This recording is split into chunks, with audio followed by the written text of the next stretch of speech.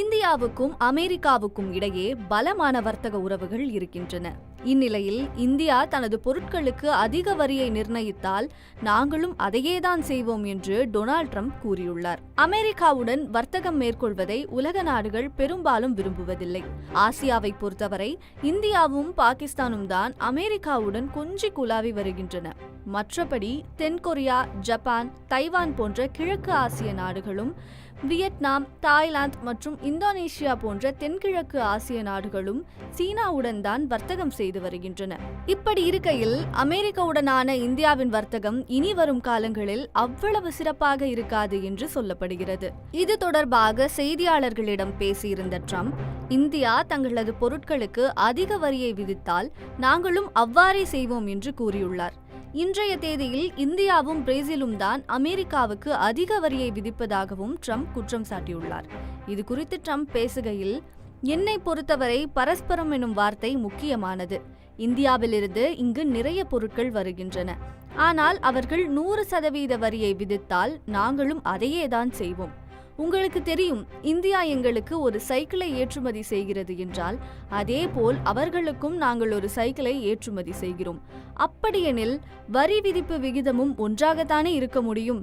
இன்றைய தேதியில் இந்தியாவும் பிரேசிலும் தான் எங்களிடம் அதிக வரியை வசூலிக்கின்றன. பரவாயில்லை, இருக்கட்டும்.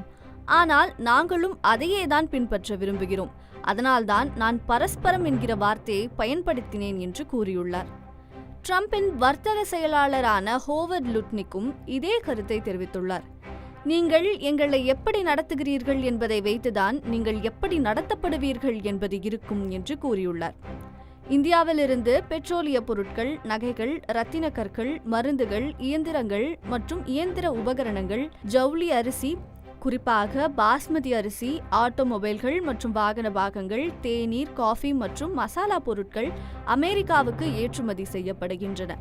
இது தவிர அமெரிக்க ஐடி தொழிலில் இந்தியா மிகப்பெரிய பங்களிப்பை கொடுத்து வருகிறது.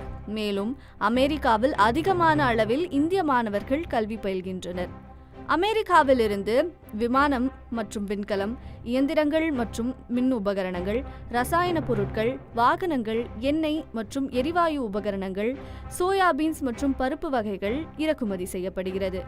இப்படியாக இந்தியாவுக்கும் அமெரிக்காவுக்கும் இடையேயான வர்த்தகம் 150 பில்லியன் அமெரிக்க டாலர், அதாவது 1.24 லட்சம் கோடி அளவில் இருக்கிறது. தற்போது வரி விதிப்பு குறித்து அமெரிக்கா பேசியிருப்பது இந்த வர்த்தக உறவை பாதிக்க வாய்ப்பிருக்கிறது என்று கூறுகின்றனர் சர்வதேச அரசியல் விமர்சகர்கள்.